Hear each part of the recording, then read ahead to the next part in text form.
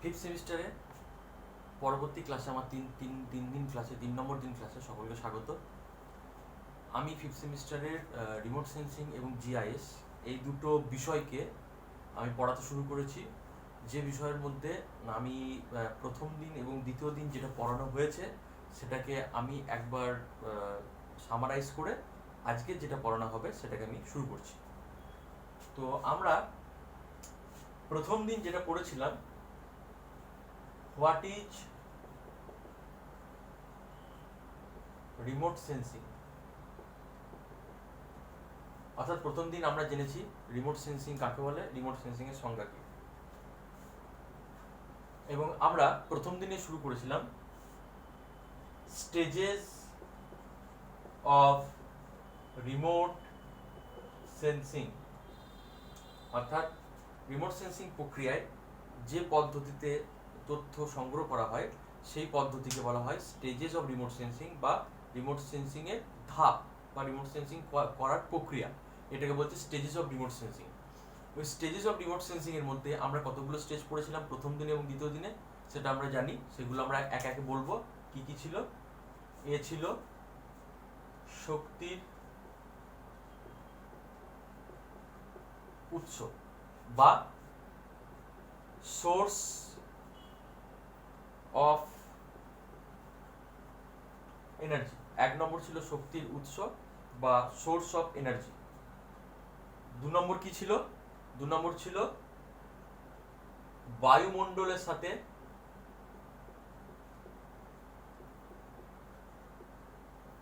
শক্তির প্রতিক্রিয়া, বায়ুমণ্ডলের সাথে শক্তির প্রতিক্রিয়া, তাই তো?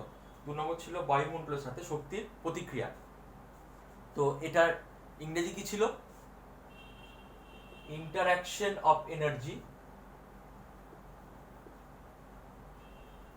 With the atmosphere. 2 number stage ছিল interaction of energy with the atmosphere. 3 number কি ছিল? পৃথিবীর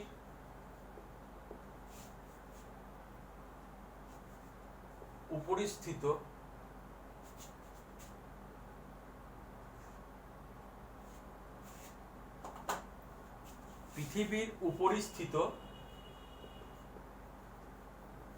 কোনো বস্তুর সাথে শক্তির প্রতিক্রিয়া। পৃথিবীর উপরিস্থিত কোনো বস্তুর সাথে শক্তির প্রতিক্রিয়া, এটার ইংরেজি কি? Interaction of energy with earth surface feature. Interaction of energy with earth surface feature. 4 number stage. এই এতদূর পর্যন্ত আমার কি হয়েছিল না, বিগত দুদিনে যে ক্লাসগুলো হয়েছিল 3টে স্টেজ আমরা বিগত 2 দিনে পড়েছি এবং তার সাথে আমরা পড়েছি রিমোট সেন্সিং কি, এই ধারণাটুকু আমরা নিয়েছি। বুঝতে পারলাম? তাহলে এতদূর পর্যন্ত কিন্তু আমার পড়া হয়ে আছে বা আমাদের ক্লাসগুলো হয়ে আছে, এবং তার ভিত্তিতে তোমাদেরকে আমি ফিডব্যাক হিসাবে গুগল ফর্ম পাঠিয়েছিলাম, কোশ্চেন আনসার পাঠিয়েছিলাম। তো কোশ্চেন আনসারগুলোর যে আনসারগুলো পেয়েছি সেগুলো স্যাটিসফ্যাক্টরি, আমার ভালো লেগেছে উত্তরগুলো। তো এইভাবেই আমরা মনোযোগ দিয়ে ক্লাসগুলো শুনবো এবং প্রশ্নগুলোর উত্তর দেওয়ার চেষ্টা করবো। বোঝা গেল? তো এইবার 4 নম্বর স্টেজ কি ছিল? 4 নম্বর স্টেজ ছিল বায়ুমণ্ডলের সাথে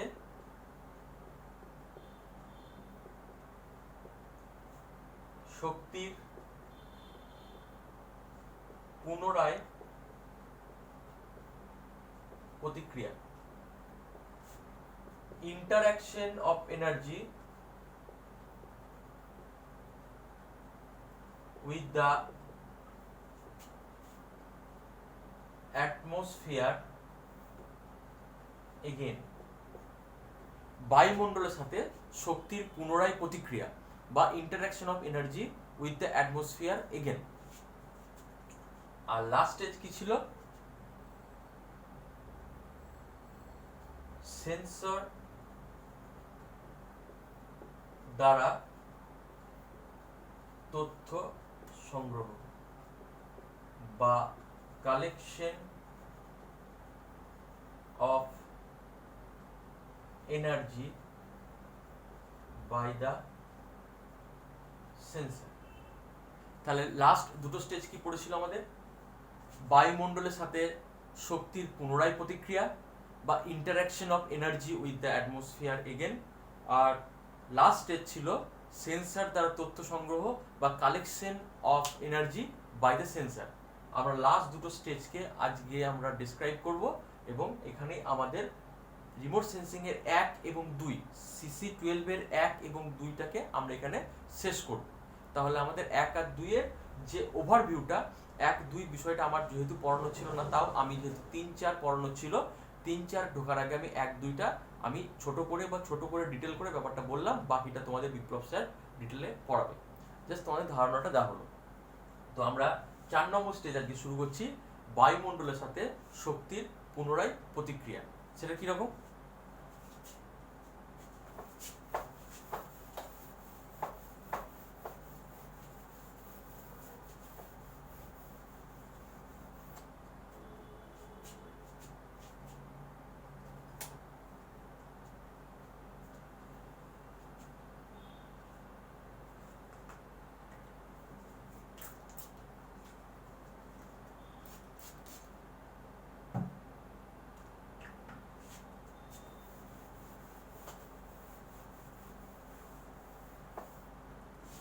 এখানে দেখো, এটা ছিল 1 number stage, source of energy.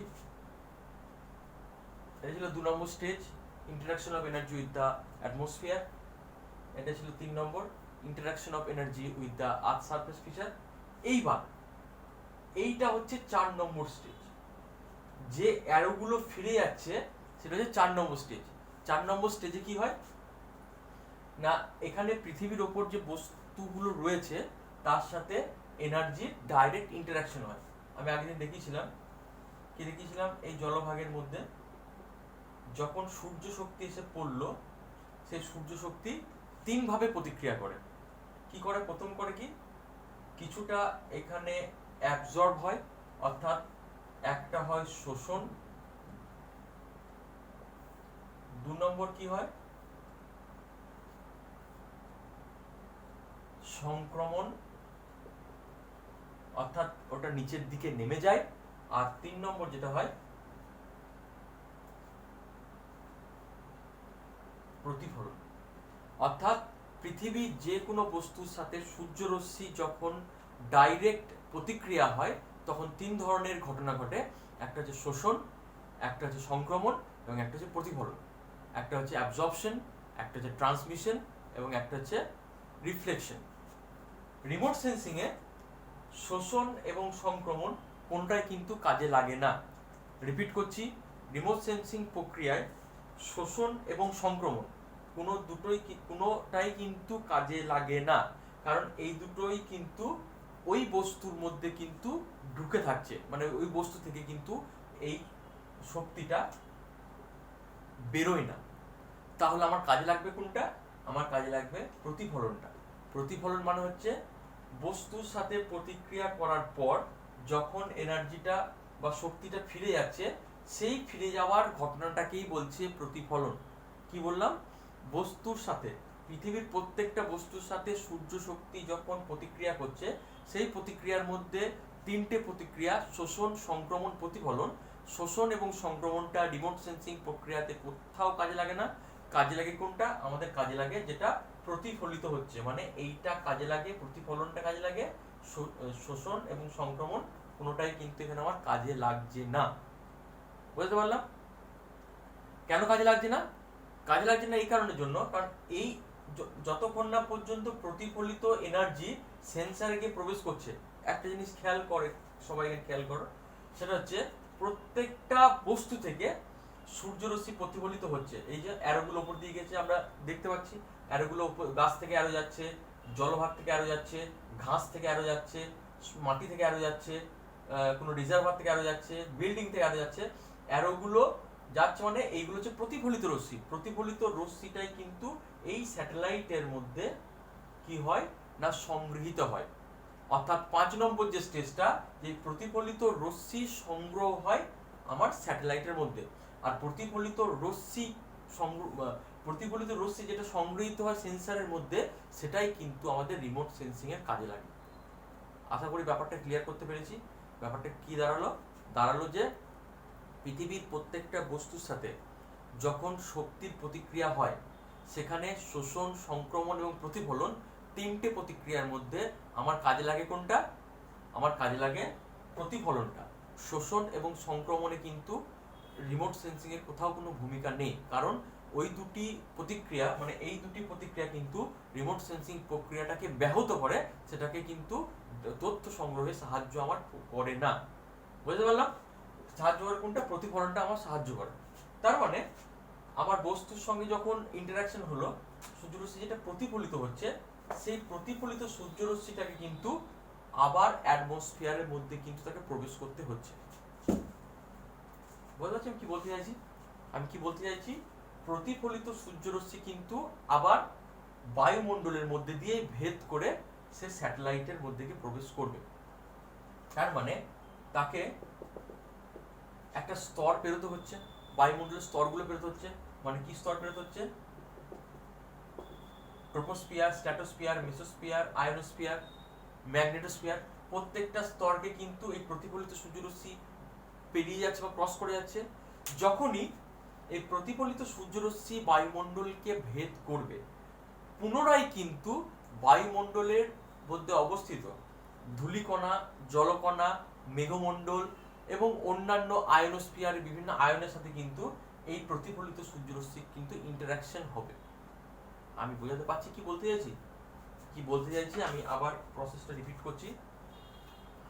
আগত সূর্যরশ্মি, যেটা সূর্য থেকে ডাইরেক্ট যেটা আসছিল, সেটা যখন বায়ুমণ্ডলের মধ্যে প্রবেশ করছিল, তখন আমরা বিভিন্ন প্রতিক্রিয়া পড়েছি। তার মধ্যে কি পড়েছি? প্রতিফলন পড়েছি, প্রতিসরণ পড়েছি, তারপর পড়েছি কি? স্ক্যাটারিং অর্থাৎ বিচ্ছুরণ পড়েছি। তো এই জিনিসগুলো কিন্তু আবার প্রতিফলিত সূর্যরশ্মির মধ্যেও কিন্তু সেটা দেখা যাবে। এখানে দুটো শব্দ আমি বলি। যে রশ্মিটা সূর্য থেকে আসছে, সেই রশ্মিটাকে বলা হয় short wave incoming solar radiation. যে রশ্মিটা সূর্য থেকে আসছে, সেই রশ্মিটার নাম হচ্ছে short wave incoming solar radiation, বা সূর্য থেকে আগত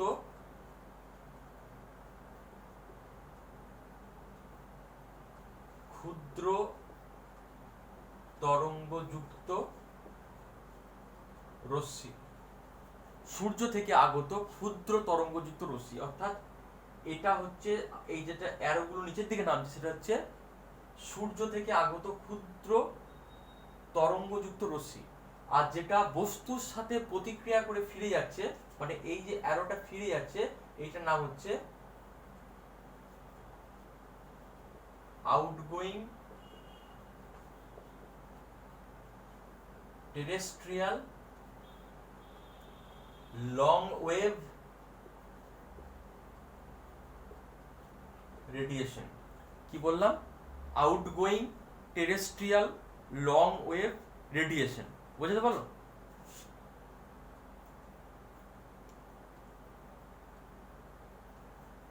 কি বললাম তাহলে? সূর্য থেকে যে রশ্মিটা আসছে সেটা হচ্ছে short wave incoming solar radiation, আর যেটা ফিরে যাচ্ছে সেটা হচ্ছে outgoing terrestrial long wave radiation. আমি যদি এটার বাংলা করি, তাহলে বাংলাটা কি হবে?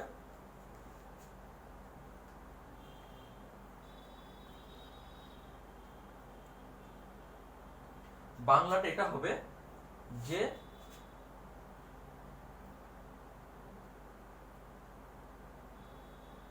বৃহৎ তরঙ্গযুক্ত পার্থিব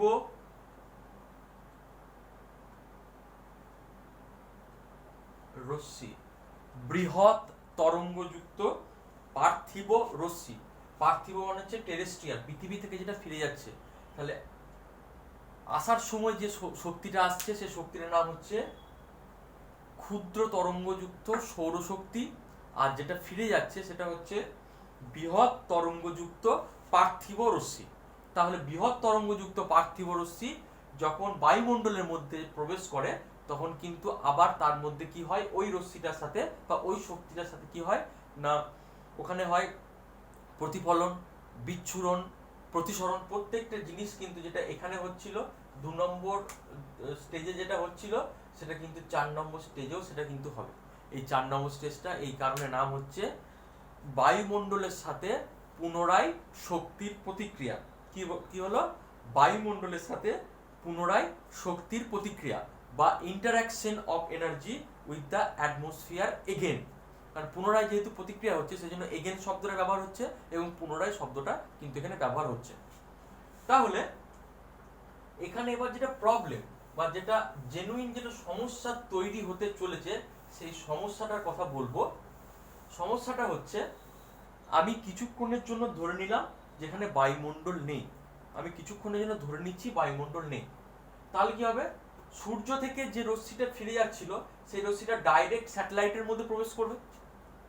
সূর্য থেকে বলছি, পৃথিবীর বিভিন্ন বস্তু থেকে যে রশ্মিটা ফিরে যাচ্ছিল সেটা ডাইরেক্টলি আমার শোষিত হবে স্যাটেলাইটের মধ্যে।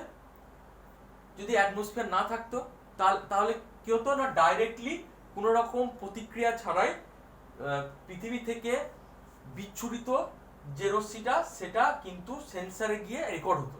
তাতে কি হতো, আমার যে রিমোট সেন্সিং এর যে তথ্যটা সেটা একদম সঠিক তথ্য আমার কাছে আসতো।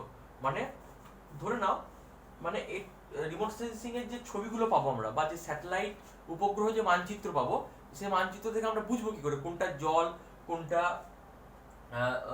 উদ্ভিদ, কোনটা মাটি বা কোনটা বিল্ডিং, সেটা বুঝবো কি করে?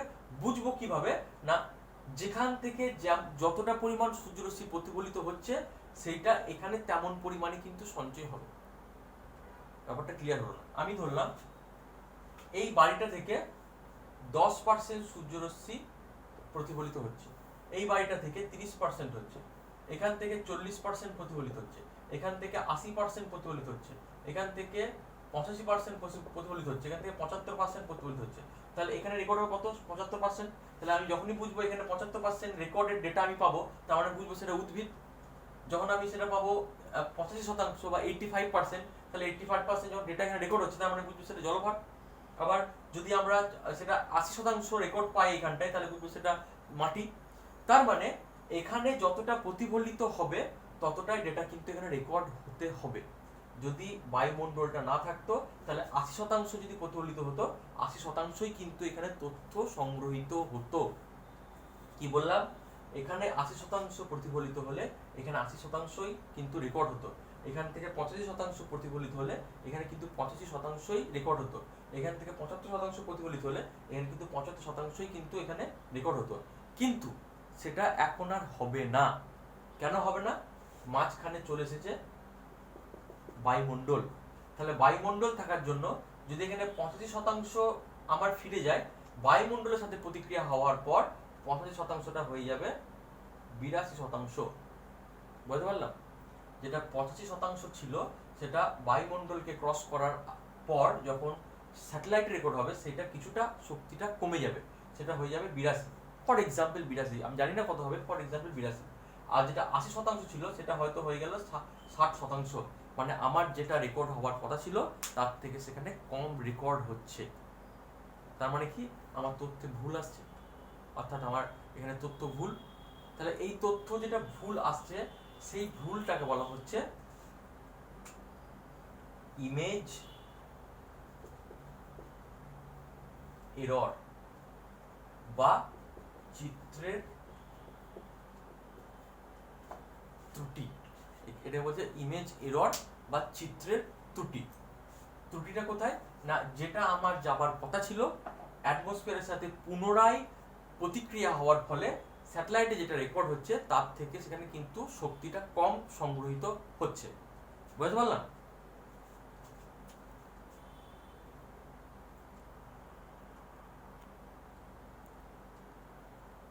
তাহলে কি দেখলাম, আমাদের যেটা রেকর্ড হওয়ার কথা ছিল সেখান থেকে সেটা কি হচ্ছে না, কম রেকর্ড হচ্ছে।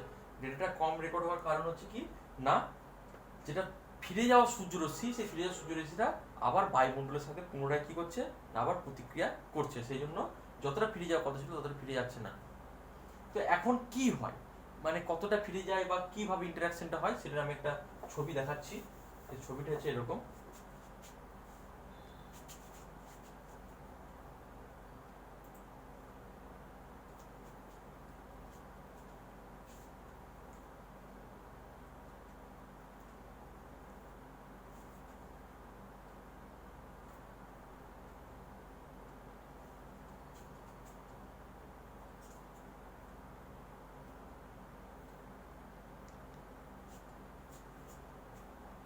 ছবিটা হচ্ছে এরকম, সূর্য থেকে যে রশ্মিটা আসছিল ইনকামিং সোলার রেডিয়েশন, সেই সোলার রেডিয়েশনটাকে এখানে বলছে, এটা কি লেখা আছে, এখানে লেখা আছে সানলাইট। সানলাইট যেটা এলো, সেই সানলাইটটা কোথায় পড়ছে না অ্যাটমসফিয়ারের সাথে ইন্টারাকশন করার পর পড়ছে পৃথিবীর ওপর যে কোনো একটা বস্তুর ওপর, সেটাকে বলছে ই। ই মানে হচ্ছে এখানে ইটা মানে হচ্ছে ইনসিডেন্ট এনার্জি, যেটা হচ্ছে ই আই, যেটা ইনসিডেন্ট এনার্জি। মানে এইটা কি হলো না পৃথিবীর যে কোনো একটা বস্তুর উপর এই শক্তিটা এসে পড়লো। এইবার কি হচ্ছে না এই শক্তিটা কি হচ্ছে না কিছুটা এখানে শোষিত হচ্ছে, কিছুটা কি হচ্ছে না সংক্রমিত হচ্ছে, আর বাকিটা প্রতিফলিত হচ্ছে। প্রতিফলিতটাকে বলছে রিফ্লেকশন, বা এটা হচ্ছে প্রতিফলন, যেটাকে আমরা বলছি এখানে কি দিয়ে ডিনোট করছি, এখানে আমি এই প্রবাবিলিটি সাইন দিয়ে বা প্রবাবিলিটি চিহ্ন দিয়ে ডিনোট করছি। এখন যেটা হচ্ছে এখানে দুটো জিনিস খেয়াল রাখতে হবে, যে এনার্জিটা বা যে শক্তিটা ফিরে যাচ্ছে সেটা তো এখানে অ্যাটমসফিয়ার আছে, এখানে অ্যাটমসফিয়ার আছে, অ্যাটমসফিয়ারের সাথে ইন্টারাকশন করছে। অ্যাটমসফিয়ারে সঙ্গে যখন এই ফিরে যাওয়া শক্তিটা এখানে ইন্টারাকশন করছে, সেই জিনিসটার নাম কি, সেই স্তরটা সেই স্টেজটার নাম কি বললাম, বায়ুমণ্ডলের সাথে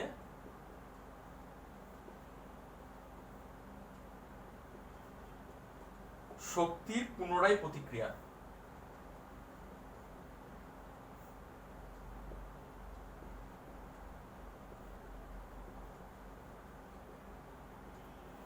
বায়ুমণ্ডলের সাথে শক্তির পুনরায় প্রতিক্রিয়া, এটা হচ্ছে এই স্টেজটা, মানে এটা হচ্ছে 4 নম্বর স্টেজ, স্টেজ ডি। এইবার এই যে বায়ুমণ্ডলের সাথে শক্তির প্রতিক্রিয়া করছে, তাহলে এখানে কিছুটা শোষিত হবে, কিছুটা প্রতিফলিত হবে, কিছুটা বিচ্ছুরিত হবে, কিছুটা প্রতিসরিত হবে।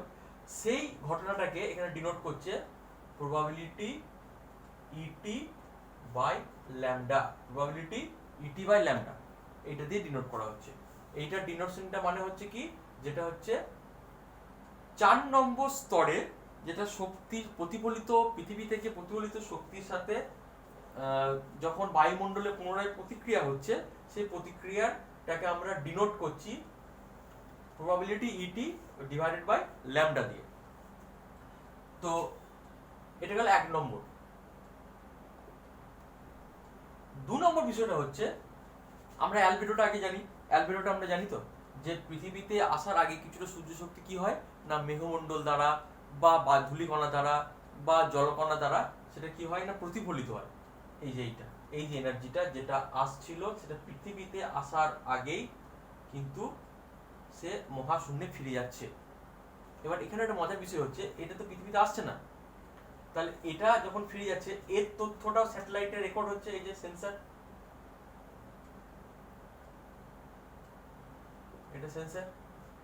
এটা সেন্সর রেকর্ড হচ্ছে।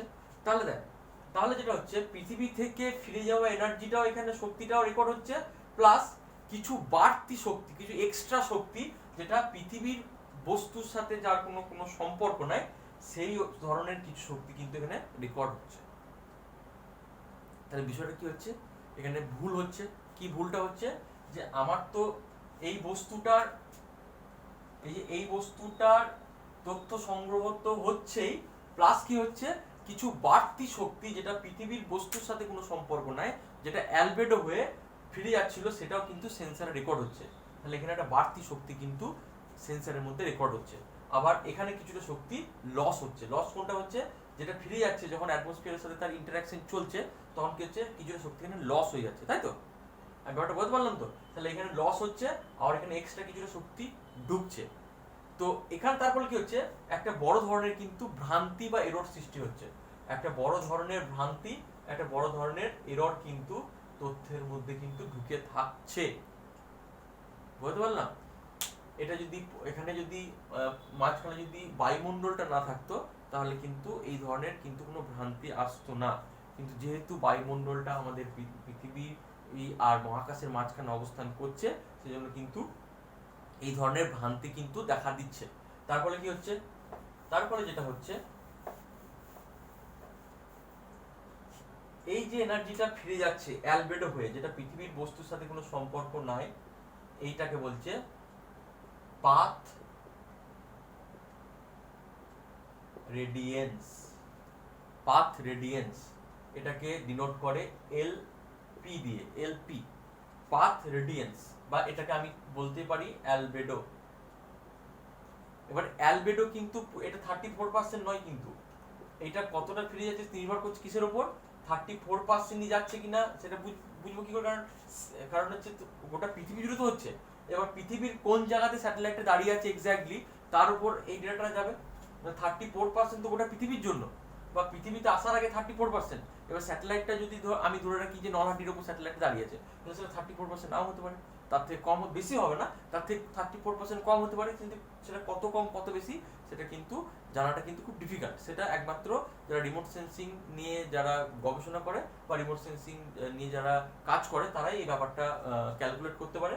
তো এই জন্য এই যেটা ফিরে যাচ্ছে এনার্জিটা পৃথিবীতে না এসেই, সেই এনার্জিটাকে বলছে পাথ রেডিয়েন্স, যেটাকে আমরা ডিনোট করছি কি দিয়ে? এলপি দিয়ে। তাহলে এবার কি দাঁড়ালো? এবার কি দাঁড়ালো না, আমার এই এনার্জিটাও এখানে রেকর্ড হচ্ছে, আবার এই এনার্জিটাও আমার রেকর্ড হচ্ছে, দুটো এনার্জি আমার রেকর্ড হচ্ছে। তাহলে এটা কি কোনটা? প্রবাবিলিটি ইটি বাই পাই, আর এটা হচ্ছে এলপি। তাহলে সেন্সর টোটাল কত এনার্জি রেকর্ড হলো? সেন্সর টোটাল এনার্জি রেকর্ড হলো, টোটাল রেকর্ড হচ্ছে, total record is equals to আমার এইটা মানে যেটা ফিরে যাচ্ছিল, probability ET by pi, probability ET by pi plus এই যে এনার্জিটা যেটা পৃথিবীতে আসার আগে অ্যালবেডো হয়ে ফিরে যাচ্ছিল সেটা মানে এলপি। তাহলে আমার সেন্সরে কতটা রেকর্ড হচ্ছে total energy?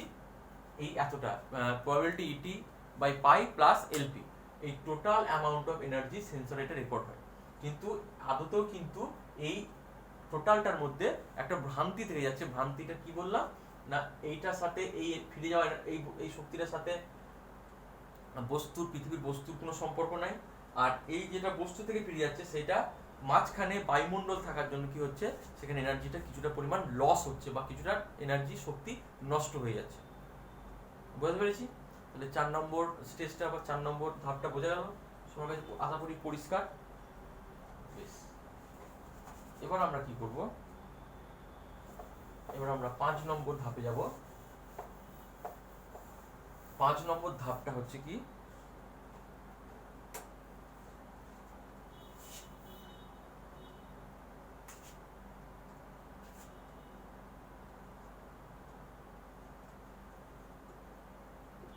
Collection of energy by the sensor. সেখানে কত এনার্জি আমার কালেকশন হলো? Probability ET by pi plus LP, এইটা হচ্ছে টোটাল কালেকশন করলো সেন্সর। বুঝে গেল? তাহলে আমরা এই 5 নম্বর ধাপে যেটা হলো, 5 নম্বর ধাপটা কি না, সেন্সর দ্বারা শক্তি সংগ্রহ, সেন্সর দ্বারা শক্তি সংগ্রহ, এটা হচ্ছে 5 নম্বর ধাপ। এখানে আর বিশেষ কিছু নেই, জাস্ট ডেটাটা এখানে কালেকশন হলো। এবার এই 5 নম্বর ধাপে যেটা করা হয়, শুধু কালেকশন হয় না, ডেটা কালেকশন হলো। কালেকশন কি করলো, আমি বাংলায় লিখি, তথ্য সংগ্রহ হলো। তথ্য সংগ্রহ করার পর কি হয় না, তথ্যটা কি হয় না,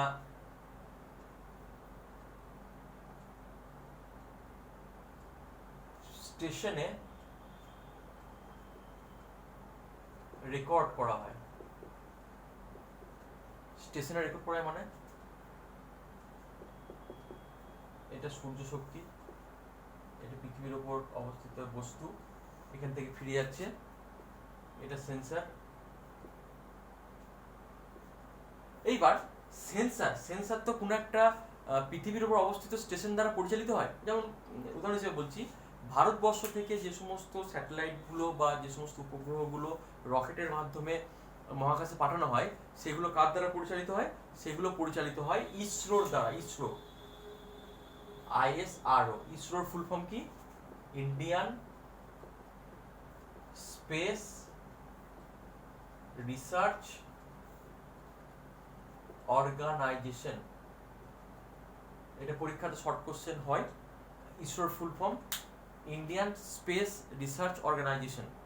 তো এই ইসরো কি করে না, ভারতবর্ষ থেকে যে সমস্ত রিমোট সেন্সিং উপগ্রহগুলোকে ছাড়ে, সেই সমস্ত রিমোট সেন্সিং উপগ্রহগুলোকে কন্ট্রোল করে ইসরো। ইসরোর হেডকোয়ার্টার কোথায়? ইসরোর হেডকোয়ার্টার হচ্ছে হায়দ্রাবাদে।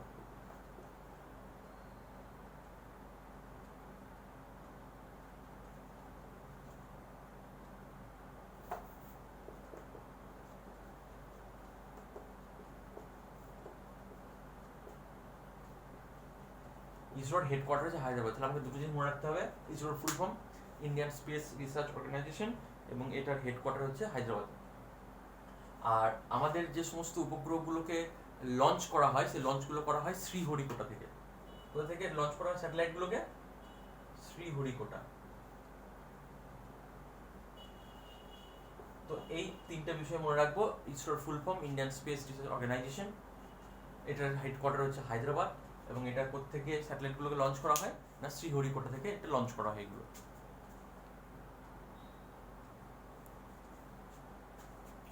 তো এবার বিষয়টা হচ্ছে, আমার কি হলো, তথ্য সংগ্রহ করলো কে?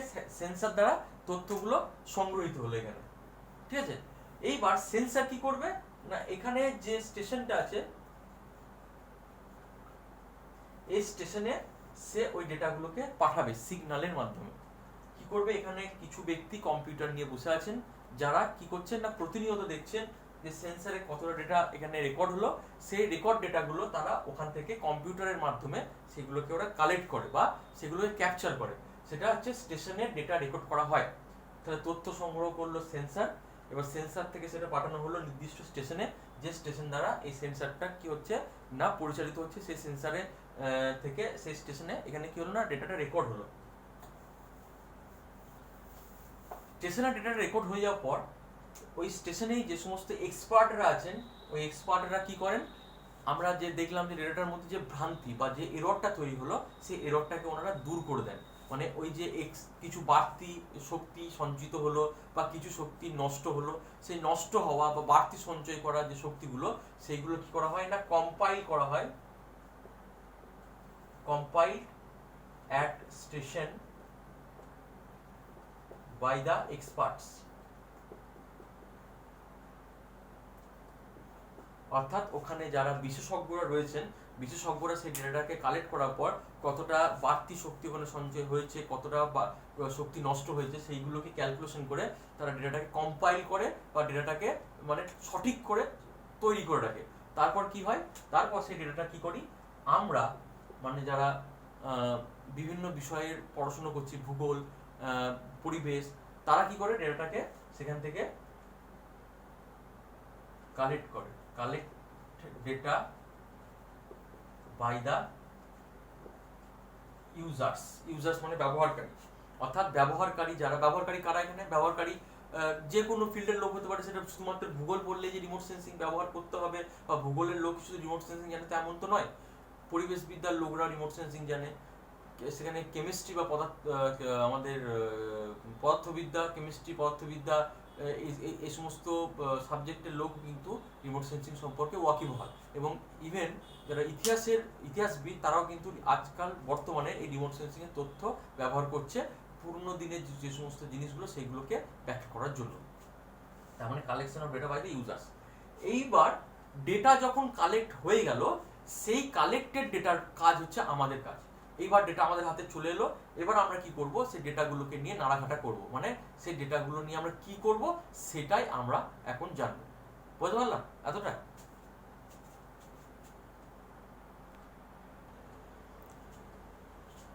এখন প্রশ্ন হচ্ছে যে আমরা এতক্ষণ ধরে যেটা কি দেখলাম যে রিমোট সেন্সিং প্রক্রিয়ায় কিভাবে তথ্য সংগ্রহ করা হয় এবং সেই তথ্য সংগ্রহটা কি কি ধাপ পেরিয়ে হয়।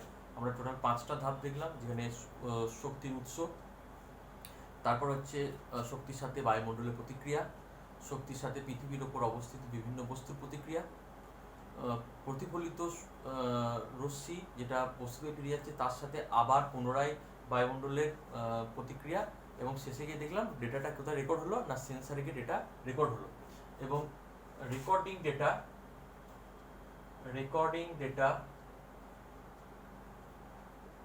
বাই দ্য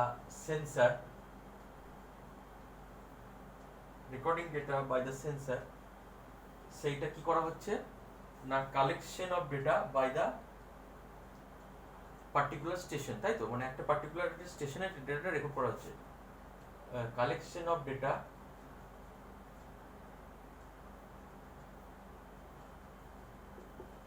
বাই দ্য এখানে বললাম গ্রাউন্ড স্টেশন,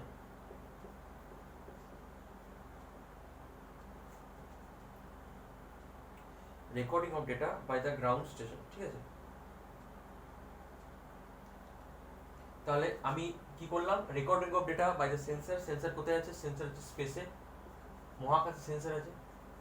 আর গ্রাউন্ড স্টেশন কোথায় আছে? না পৃথিবীর উপরে, যেখানে আমি বললাম যে হায়দ্রাবাদে ইসরো যেটা রয়েছে, ইসরো কি করছে না ওই সেন্সার দ্বারা সংগৃহীত ডেটা ইসরোতে যে হায়দ্রাবাদে যে স্টেশনটা আছে বা যে অফিসটা আছে সেখানে ডেটাটা কালেকশন করা হচ্ছে। সেই কালেকশন করার পর কি বললাম যে ডেটার মধ্যে অনেক ভুলভ্রান্তি থাকে, সেই ভুলভ্রান্তিগুলোকে কারেকশন করা হলো, সেটা হচ্ছে compilation of data by the expert. অর্থাৎ যারা বিশেষজ্ঞ রয়েছে সেই বিশেষজ্ঞরা কি করছে, সেই ডেটাটাকে কম্পাইলেশন করছে এবং কারেকশন করছে। তারপর কি হচ্ছে না ডেটা যখনই কম্পাইলেশন কারেকশন হলো সেটা কিন্তু যারা ব্যবহারকারী তাদের জন্য সেটা কিন্তু অ্যাভেলেবেল হয়ে গেল। তার মানে uses of data by the users, অর্থাৎ ব্যবহারকারীদের দ্বারা ডেটাটা এবার ব্যবহার করা হবে। এবার ব্যবহারকারী কারা, আমি বললাম আগে ব্যবহারকারী কারা এবং তারা কি উদ্দেশ্যে ডেটাটা ব্যবহার করবে সেইটা আমাদেরকে স্পষ্ট রাখতে হবে।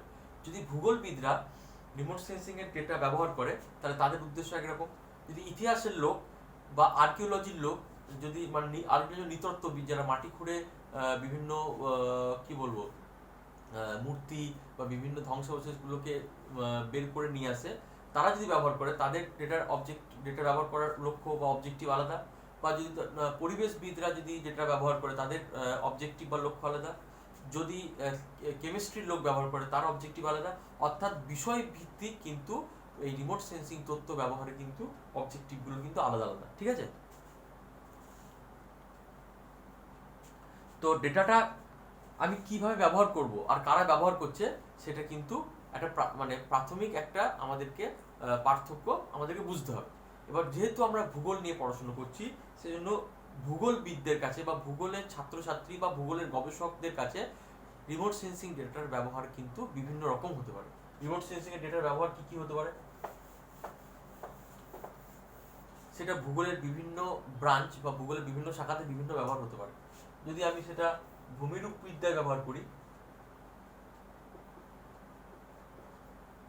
আমি যদি রিমোট সেন্সিং ডেটা ভূমিরূপ বিদ্যায় ব্যবহার করি তাহলে ব্যবহারটা কি হবে না কোথায় কি ধরনের ভূমিরূপ আছে, সেই ভূমিরূপের প্রকৃতি কি এবং সেই ভূমিরূপ কি কি শিলা দিয়ে তৈরি, বা সেখানে নদীর যে বিভিন্ন ভূমিরূপগুলো আছে সেইগুলো আমরা স্যাটেলাইট বা উপগ্রহ মানচিত্র থেকে খুব সহজেই কিন্তু আমরা আইডেন্টিফাই বা চিহ্নিতকরণ করতে পারি। বা কোথায় কি ধরনের কি বলবো নদী বাঁক আছে, নদীর চর কোথায় রয়েছে, চরের পরিমাণটা কতটা বেশি, কতটা চওড়ায় বেশি, সেইগুলো কিন্তু আমরা রিমোট সেন্সিং তথ্য থেকে খুব সহজেই কিন্তু আমরা বের করতে পারি। এটা হচ্ছে ভূমিরূপ বিদ্যার ব্যবহার। যদি আমি করি জলবায়ু বিদ্যায় ব্যবহার রিমোট সেন্সিং তথ্যের, জলবায়ুবিদ্যার ব্যবহার কিন্তু ব্যাপক। মানে আমরা জানি কি একটা যদি ঘূর্ণিঝড় আসে, সেই ঘূর্ণিঝড় আমরা কিন্তু 2-3 দিন আগে জানতে পারি যে সমুদ্রের মধ্যে একটা ঘূর্ণিঝড় তৈরি হয়েছে এবং সেই ঝড়টা আগামী 2-3 দিনের মধ্যে উপকূলের ওপর আছড়ে পড়বে। তাহলে এই তথ্যটা কিন্তু রিমোট সেন্সিং এর যে ডেটা তার থেকে কিন্তু আমরা জানতে পারি। তাহলে রিমোট সেন্সিং ডেটা জলবায়ুর বিদ্যার যে ফোরকাস্টিং, অর্থাৎ জলবায়ু আগামী কয়েকদিনে জলবায়ু কি হবে সেই ফোরকাস্টিং, আমরা মোবাইলে আপডেট দেখি তো যে কালকে জলবায়ু কি হবে, পরশু জলবায়ু কি হবে, আগামীকাল আগামী পরশু জলবায়ু কি হবে, সেটা আপডেট যেটা পাই সেটা কিন্তু এই রিমোট সেন্সিং এর তথ্য রিমোট সেন্সিং ডেটা থেকে পাই। তাহলে আমি এখন তোমাদের কি বলছি, রিমোট সেন্সিং এর ব্যবহার, ভূগোলে রিমোট সেন্সিং এর ব্যবহার, ভূগোলে রিমোট সেন্সিং তথ্যের ব্যবহার। সেখানে আমরা কি করে আমরা এই নোটটাকে তৈরি করার চেষ্টা করব, কিভাবে না ভূগোলের রিমোট সেন্সিং তথ্য ব্যবহার করব। তখন ভূগোলেতে একটা শাখা নয়, ভূগোলে অনেক ধরনের শাখা রয়েছে। সেখানে প্রাকৃতিক শাখা আছে, কিছু কিছু অর্থনৈতিক শাখা আছে। তো সেই শাখা ধরে ধরে আমরা ব্যবহারটাকে বলবো। তাহলে প্রথমে বললাম ভূমিরূপবিদ্যার ব্যবহার, তারপর বললাম জলবায়ুবিদ্যার ব্যবহার, তারপরে বলবো আমরা পরিবেশ, বা আমি যদি বলি এটা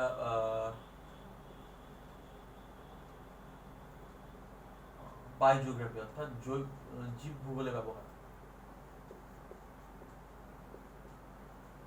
জীব ভূগোলে কিভাবে ব্যবহার করা হয়, জীব ভূগোল আমরা কি ব্যবহার করতে পারি না, উদ্ভিদ কোথায় কি ধরনের উদ্ভিদ রয়েছে, মানে উদ্ভিদের ঘনত্ব কেমন এবং উদ্ভিদের পাতাগুলো কেমন, উদ্ভিদটা মানে কতটা মানে হেলদি বা কতটা সুস্থ উদ্ভিদ, উদ্ভিদটা কি মানে নিরক্ষীয় জলবায়ুর উদ্ভিদ না মরুভূমির উদ্ভিদ না সেটা মেরু অঞ্চলের উদ্ভিদ, সেটা কিন্তু আমরা সহজেই রিমোট সেন্সিং তথ্য থেকে বের করতে পারি। বা কোনো একটা জায়গায় প্রাণী, কি কি ধরনের প্রাণী থাকার সম্ভাবনা আছে, প্রাণী তো আমরা রিমোট সেন্সিং এর ডেটায় বের করতে পারি ঠিকই, সেটা বের করার একটা প্রসেস আছে। তো আমরা কোথায় কি কি ধরনের প্রাণী রয়েছে এবং তাদের সংখ্যা কত, এগুলো কিন্তু রিমোট সেন্সিং তথ্য থেকে আমরা বের করতে পারি। তারপর কিসে আমরা আর কি ব্যবহার করতে পারি না, মৃত্তিকা বিজ্ঞানে, মৃত্তিকা বিজ্ঞানে কিন্তু রিমোট সেন্সিং তথ্যের ব্যবহার কিন্তু ব্যাপক। কারণ মৃত্তিকা বিজ্ঞানের আমরা কি জানতে পারি, মৃত্তিকা বিজ্ঞানের রিমোট সেন্সিং তথ্য থেকে মানে কোথায় কি ধরনের মাটি রয়েছে, সে মাটিটার প্রকৃতি কি, সেটা কিন্তু রিমোট সেন্সিং তথ্য জানতে পারি। যেমন পলি মাটি, সেটার বিস্তার কতটা, বা কোথায় পলি মাটিটা বেশি রয়েছে, ল্যাটেরাইটিক মাটি সেটা কোথায় সব থেকে বেশি আছে, বা ব্ল্যাক সয়েল সেটা কোথায় আছে, সেটা কিন্তু আমরা যদি সেই ফিল্ডে নাও যেতে পারি, মানে ডাইরেক্টলি আমরা যদি সেই জায়গাটা ভিজিট করতে নাও পারি, আমরা কি করতে পারি না রিমোট সেন্সিং তথ্য থেকে আমরা সেই ডেটাটা কিন্তু এখানে কালেক্ট করতে পারি। তাহলে মৃত্তিকা বিজ্ঞানে কিন্তু আমরা ব্যবহার করতে পারছি এইভাবে। আবার একটা মাটির মধ্যে কতটা পরিমাণে আর্দ্রতা ধরে রাখতে পারে, আর্দ্রতা পরিমাণ কতটা, সেটা কিন্তু রিমোট সেন্সিং তথ্য থেকে আমরা বের করতে পারি।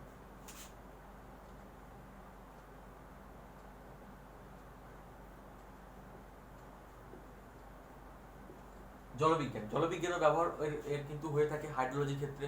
মানে যদি কোনো একটা অঞ্চল বন্যা প্লাবিত হয়ে যায়, কতটা পরিমাণ বন্যা প্লাবিত হলো, সেই বন্যার জল কতটা বিস্তার লাভ করেছে, তারপর ওই বন্যার জল দ্বারা কোন কোন গ্রামগুলো মানে ক্ষতিগ্রস্ত হয়েছে, সেটাও কিন্তু আমি এই রিমোট সেন্সিং তথ্য দ্বারা আমরা জানতে পারি। আর কোথায় ভূগোলে আর কোথায় ব্যবহার করতে পারি না, ভূগোলে ব্যবহার করতে পারি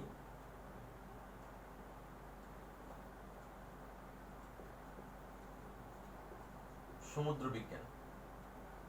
সমুদ্র বিজ্ঞান কিভাবে না, সমুদ্র বিজ্ঞান আমরা ব্যবহার করতে পারি যে সমুদ্রের উষ্ণতা কোথায় বেশি কোথায় কম, সমুদ্রের জলের কালার দেখে বুঝতে পারি যে জলটা কোথায় কতটা গভীর, কতটা গভীরতা কম, জলটার মধ্যে পলি আছে কিনা, পলি থাকলে সে পলির পরিমাণটা কতটা, সেগুলো আমরা কিন্তু এই সমুদ্র বিজ্ঞান বা জলবায়ু বিজ্ঞান দুটোর মধ্যে যে কোনো একটাতে কিন্তু আমরা এই রিমোট সেন্সিং জিনিসটা ব্যবহার করতে পারি। প্লাস জলবিজ্ঞানে ভৌমজল বিশ্লেষণের ক্ষেত্রেও কিন্তু রিমোট সেন্সিং এর গুরুত্ব কিন্তু অপরিসীম।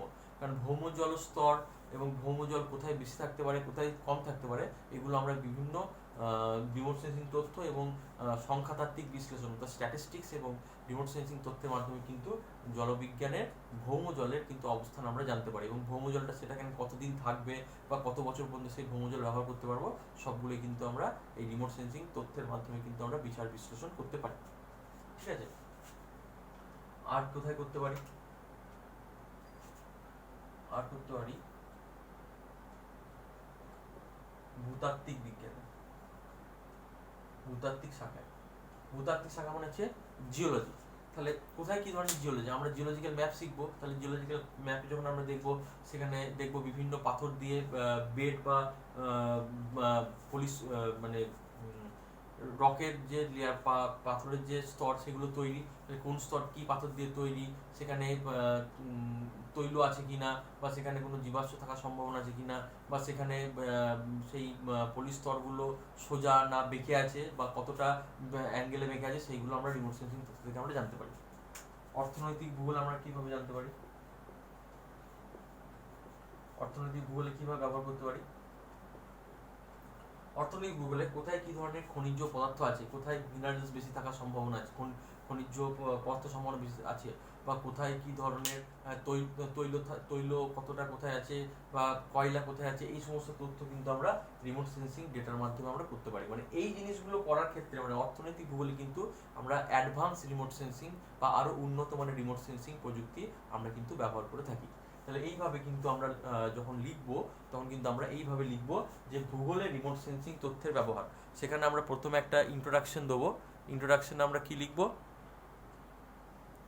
ইন্ট্রোডাকশনে আমরা লিখবো যে রিমোট সেন্সিং কি, রিমোট সেন্সিং কাকে বলে, এবার রিমোট সেন্সিং ডেটা কালেকশন পদ্ধতিটা এখানে বলা, এই প্রশ্নতে বলার দরকার নেই। আমরা রিমোট সেন্সিং ভূগোলের বিভিন্ন শাখায় বিভিন্নভাবে ব্যবহার করতে পারি।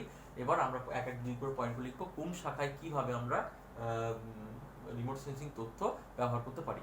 তাহলে এইটা হচ্ছে ভূগোলের রিমোট সেন্সিং এর ব্যবহার। এবার যদি আমরা পরিবেশ বিজ্ঞানের রিমোট সেন্সিং ব্যবহার দেখি, তাহলে তারা একরকম ভাবে ব্যবহার করবে। যদি ইতিহাসের ক্ষেত্রে দেখি, ইতিহাসের লোকজন আরেক রকম ভাবে ব্যবহার করবে। তাহলে ব্যবহার করার পদ্ধতিটা কিন্তু বিষয় ভিত্তিক কিন্তু আলাদা আলাদা। আমাদের ভূগোলের ব্যবহার করার পদ্ধতি হচ্ছে এইভাবে আমরা ভূগোলে রিমোট সেন্সিং এর প্রয়োগ আমরা করতে পারি। ঠিক আছে? তাহলে আমরা এখন জানলাম কি ভূগোলে রিমোট সেন্সিং এর ব্যবহার। এবার আমরা জানবো যে রিমোট সেন্সিং তথ্য পাবো কিভাবে।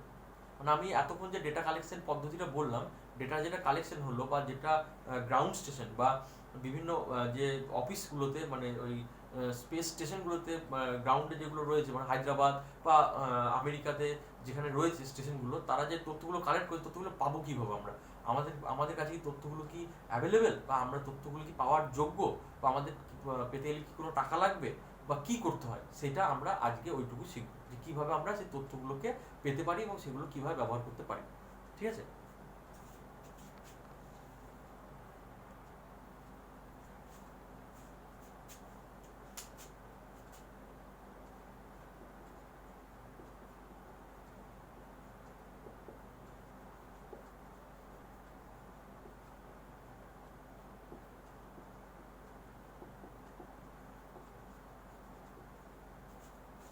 রিমোট সেন্সিং তথ্য আদৌ কতটা আমাদের কাছে অ্যাভেলেবেল, বা আমরা সেটাকে অ্যাক্সেস করতে পারবো কিনা, বা রিমোট সেন্সিং তথ্য আমরা বিনা পয়সায় কি পেতে পারি?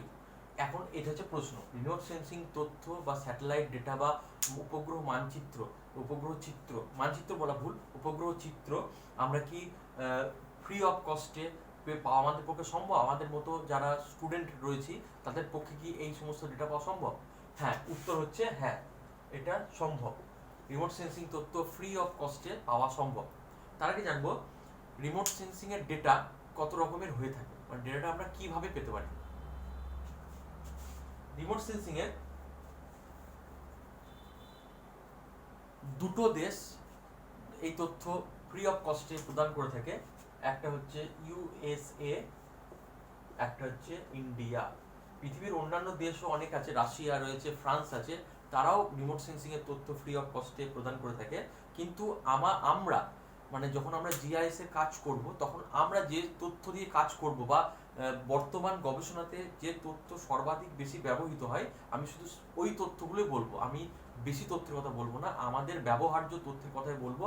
কারণ আমাদের গবেষণার কাজে বা আমরা যারা ছাত্র রয়েছি তাদের ছাত্রদের যে সমস্ত মানে প্রজেক্ট বলো বা ডিসার্টেশন বলো, বা যে কি বলবো মানে একটা রিপোর্ট তৈরির ক্ষেত্রে বলো, আমরা যে সমস্ত ডেটা সব থেকে বেশি ব্যবহার করে থাকি, সেই দুটো ডেটার কথা বলবো। যে ডেটা আমাদেরকে দিয়ে থাকে আমেরিকা এবং ভারতবর্ষ। তো আমেরিকা থেকে আমরা যে উপগ্রহ চিত্রের ডেটা পাই সেই ডেটার নাম হচ্ছে ল্যান্ডসেট ডেটা। রিপিট করছি, আমেরিকা যে ডেটাটা আমাদেরকে দিয়ে থাকে সেই ডেটাটার নাম হচ্ছে ল্যান্ডসেট ডেটা। আর ইন্ডিয়া আমাদের যে উপগ্রহ চিত্রটা দিয়ে থাকে তার নাম হচ্ছে লিস ডেটা।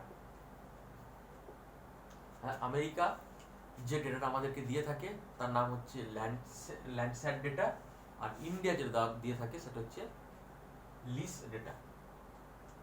ল্যান্ডসেট কথার অর্থ হচ্ছে ল্যান্ড ইউজ স্যাটেলাইট।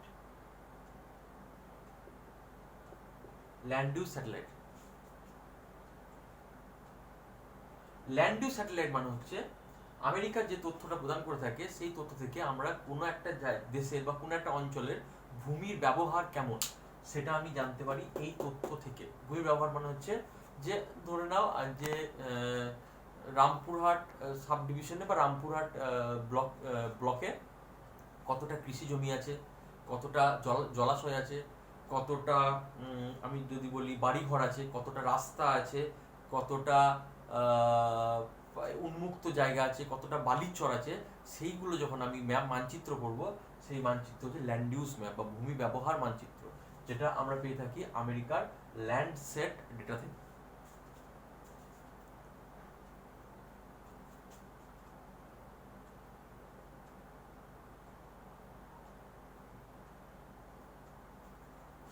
আর ইন্ডিয়ার যে ডেটা প্রোভাইড করে থাকে সেই ডেটার নাম হচ্ছে লিস ডেটা। লিস কথার অর্থ হচ্ছে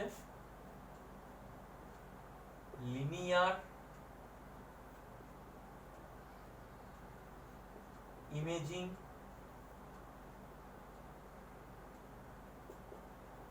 স্ক্যানিং সিস্টেম। কি বললাম? Linear imaging scanning system. Landsat কথার অর্থ হচ্ছে ল্যান্ড ইউজ স্যাটেলাইট ডেটা, আর লিস ডেটা মানে হচ্ছে লিনিয়ার ইমেজিং স্ক্যানিং সিস্টেম। এবার আমেরিকা যখন প্রাথমিক পর্যায়ে ল্যান্ডসেট ডেটাটা ইউজার অর্থাৎ ব্যবহারকারীদেরকে প্রদান করে সেই ডেটাটার নাম ছিল ল্যান্ডস্যাট 1। ল্যান্ডস্যাট 1 পরবর্তীকালে তারা দেয় ল্যান্ডস্যাট 2, তারপরে দেয় ল্যান্ডস্যাট 3, তারপর ল্যান্ডস্যাট 4, ল্যান্ডস্যাট 5, ল্যান্ডস্যাট 6, ল্যান্ডস্যাট 7, ল্যান্ডস্যাট 8। অর্থাৎ লেটেস্ট আমরা যে ডেটাটা ফ্রি অফ কস্টে আমেরিকার কাছ থেকে পেয়ে থাকি সেই ফ্রি অফ কস্টে ডেটার নাম হচ্ছে ল্যান্ডস্যাট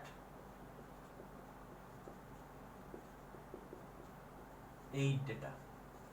এটা হচ্ছে লেটেস্ট ডেটা, যে ডেটাটা হচ্ছে খুব রিলায়েবল এবং মানে ডেটাটার খুব ভালো রেজলিউশনের ডেটা। বুঝতে পারলাম?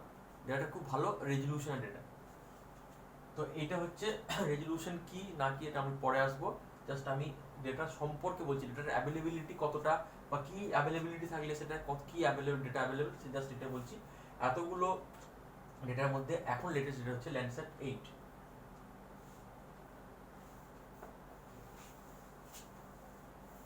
লিস, ইন্ডিয়ার যে লিস ডেটা সেটা আমরা দুটো পেয়ে থাকি, একটা হচ্ছে লিস 3 আর 2 হচ্ছে লিস 4। লিস 3 আর লিস 4 এর মধ্যে যেটা ফ্রি অফ কস্টে পাওয়া যায় সেটা হচ্ছে লিস 3। তাহলে লিস 3 ডেটাটা হচ্ছে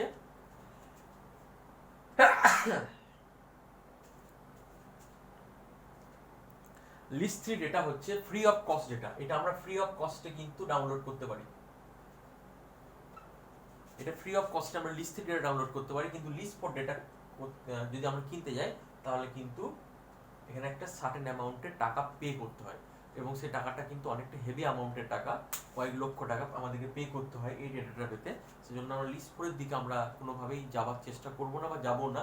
সেটা মানে আমাদের ইন্ডিভিজুয়াল ব্যক্তির ক্ষেত্রে এটা কেনা পসিবল নয়। যদি কোনো অর্গানাইজেশন বা কলেজ বা ইউনিভার্সিটি নিজের কর্তৃপক্ষ যদি সেটা কিনে রাখে তবে সেটা ব্যবহারযোগ্য, না হলে আমরা বেসিক্যালি ব্যবহার করব লিস্ট 3 ডেটা। এটা আমরা সহজেই ফ্রিতে এটা আমরা ডাউনলোড করতে পারি। এবার ডাউনলোড কি করব না করব তার আগে আমি কতগুলো কথা বলি। যে একটা স্যাটেলাইট ইমেজ একটা স্যাটেলাইট ইমেজ যখন তোলা হয়, মানে কোনো একটা বস্তুর যখন ডেটা রেকর্ড করা হয়, তখন সেটা একটা কি বলবো, একটা নয় একাধিক ডেটা রেকর্ড করা হয়। কি বললাম, যখন কোনো বস্তুর ডেটা আমরা রেকর্ড করি সেটা একটা নয় একাধিক ডেটা রেকর্ড করা হয়, যেগুলোকে বলা হয় ব্যান্ড। কি বললাম, কোনো বস্তুর যখন তথ্য আমরা সংগ্রহ করি স্যাটেলাইটের মাধ্যমে, সে কিন্তু অনেকগুলো তথ্য সংগ্রহ করে, সেই অনেকগুলো তথ্যকে আমরা একসাথে কম্পাইল করে একটা স্যাটেলাইট ইমেজ আমরা তৈরি করতে পারি।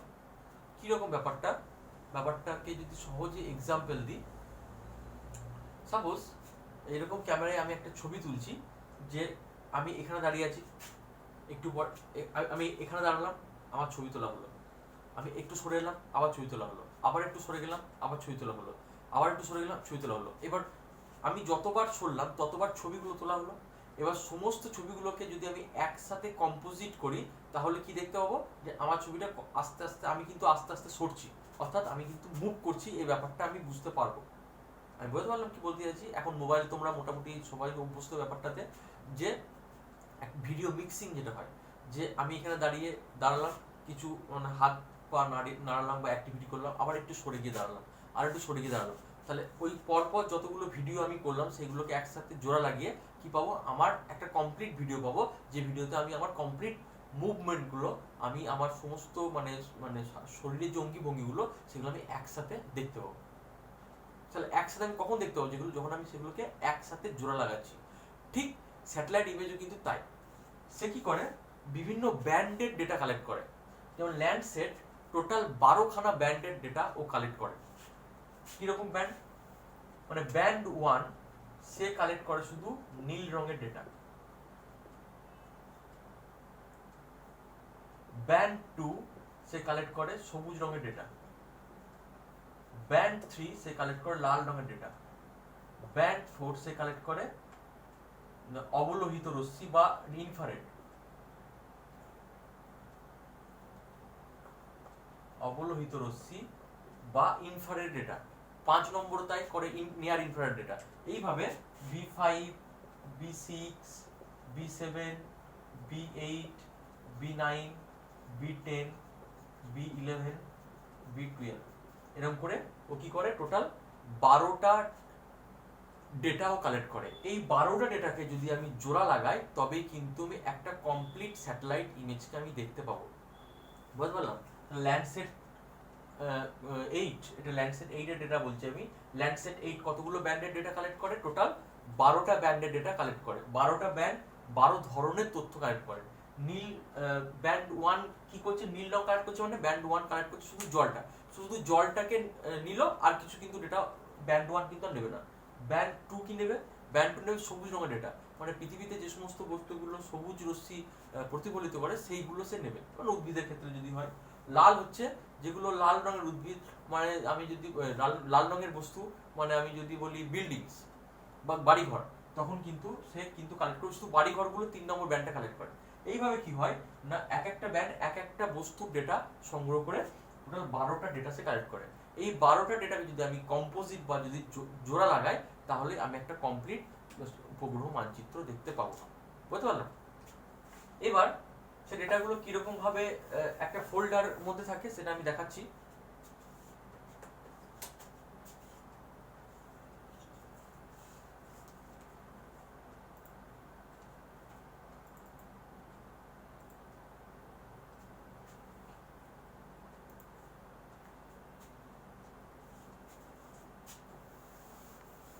লেখাটা হয়তো স্পষ্ট বোঝা যাবে না এখানে।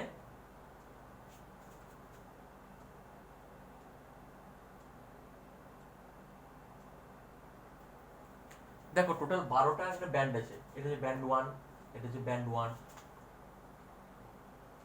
Band 2, band 3, band 4, band 5, band 6, band 7, band 8, band 9, band 10, band 11, band 12।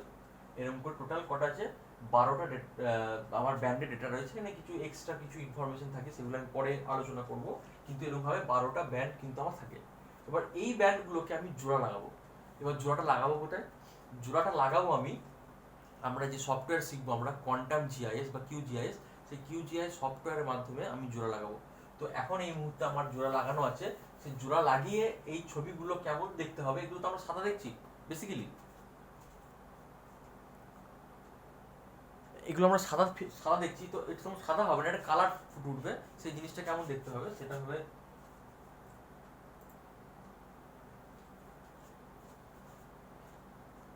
এরকম একটা কালারফুল আমার কিন্তু ইমেজ তৈরি হবে। এই কালারফুল ইমেজটা তৈরি হবে তখনই যখন ওই 1 থেকে 12টা ব্যান্ডকে আমি জোড়া লাগাবো। জোড়া লাগানোর প্রসেস আছে, সেটা একটা কতগুলো স্টেপ আছে, সেগুলো আমরা শিখবো পরে, সেগুলো আমরা পরে ডিটেল শিখবো। কিন্তু ব্যাপারটা বিষয়টা হচ্ছে এরকম, ওই 12টা ব্যান্ডকে একসাথে জোড়া লাগালে তবে এরকম একটা কালারফুল ইমেজ তৈরি হবে, যে ইমেজের মধ্যে আমরা বস্তুগুলো দেখতে পাবো। এই যে লাল দেখতে পাচ্ছি, এখানে কালো দেখতে, হালকা গাঢ় সবুজ দেখতে পাচ্ছি, এখানে হালকা সাদা দেখতে পাচ্ছি। এইগুলো কি? এইগুলো অ্যানালাইসিস করাই হচ্ছে আমাদের রিমোট সেন্সিং কাজ, যেখানে কোন বস্তুটা কি দেখাচ্ছে সেটাই হচ্ছে আমাদের মানে অ্যানালিসিস বা আমাদের বিশ্লেষণ করার মুখ্য বিষয়। তো এই জিনিসটাই আমরা শিখবো, সেটা আমরা পরবর্তী যখন আমাদের জিআইএস এর পার্ট ঢুকবো তখন আমরা শিখবো। তো আমরা এখন যেটা শিখলাম যে রিমোট সেন্সিং ডেটা কিভাবে কালেক্ট হলো, সেই ডেটাগুলো মানে অ্যাভেলেবিলিটি আছে কিনা, অ্যাভেলেবিলিটি থাকলে সেটা কিভাবে অ্যাভেলেবেল, তার ব্যান্ড কতগুলো, সেই ব্যান্ডগুলোকে কম্পোজিট করে কেমন দেখতে হয় ইমেজটা, সেটা আমরা দেখলাম এই মুহূর্তে। ঠিক আছে, তাহলে আমি এতক্ষণ কি দেখলাম যে ল্যান্ডসেট ইমেজ কটা ব্যান্ড কালেক্ট করে? ল্যান্ডসেট ইমেজ টোটাল 12টা ব্যান্ড কালেক্ট করে। কিন্তু ভারতের ক্ষেত্রে ইন্ডিয়াতে লিস 3 4টে ব্যান্ড, মানে ব্যান্ড 1, ব্যান্ড 2, ব্যান্ড 3, ব্যান্ড 4, মাত্র 4টে ব্যান্ড কালেক্ট করে ইন্ডিয়াতে। 1 নম্বর ব্যান্ডটা কি? নীল। 2 নম্বর ব্যান্ডটা কি? সবুজ। 3 নম্বর ব্যান্ডটা কি? লাল। আর 4 হচ্ছে অবলোহিত লাল।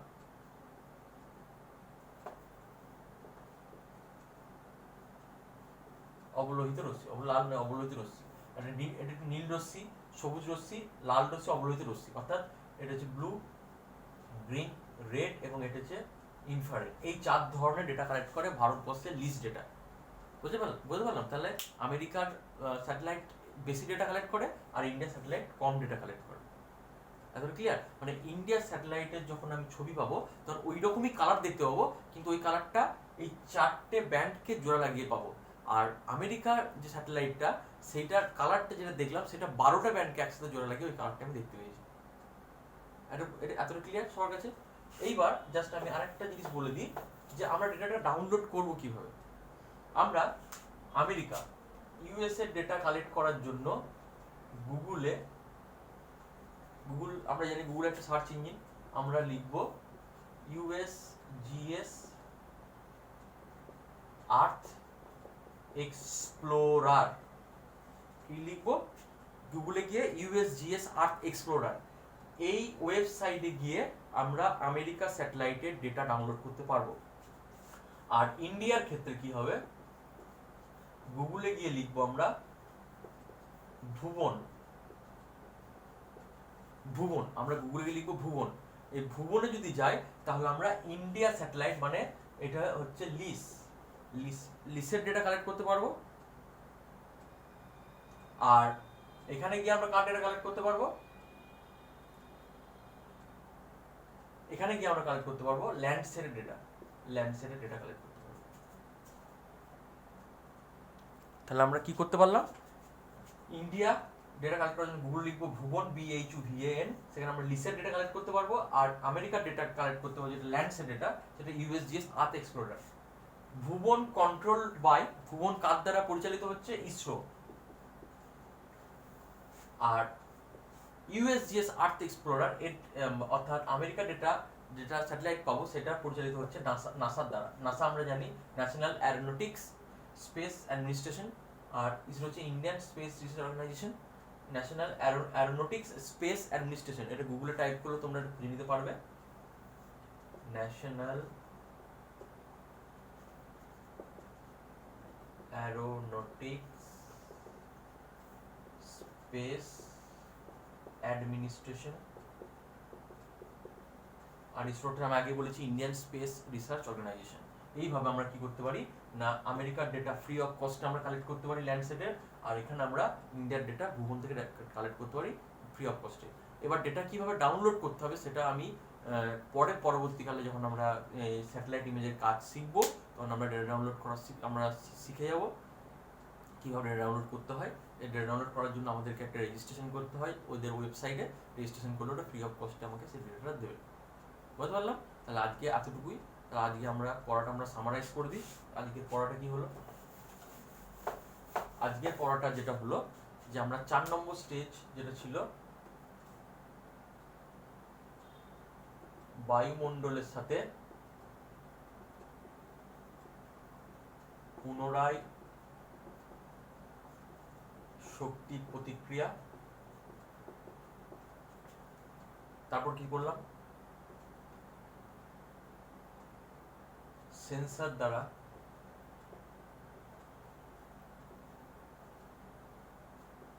শক্তির সংগ্রহ বা তথ্য সংগ্রহ। সেই তথ্য কি হলো, স্টেশন দ্বারা কালেক্ট হলো, কালেক্টেড বাই স্টেশন, এবং সেটা কারেকশন হলো, কম্পাইল হলো, তারপর ইউজেস বাই ইউজার, অর্থাৎ আমরা যারা ব্যবহারকারী তারা ব্যবহার করছি, এবং সেখানে ভূগোলে রিমোট সেন্সিং এর ব্যবহার,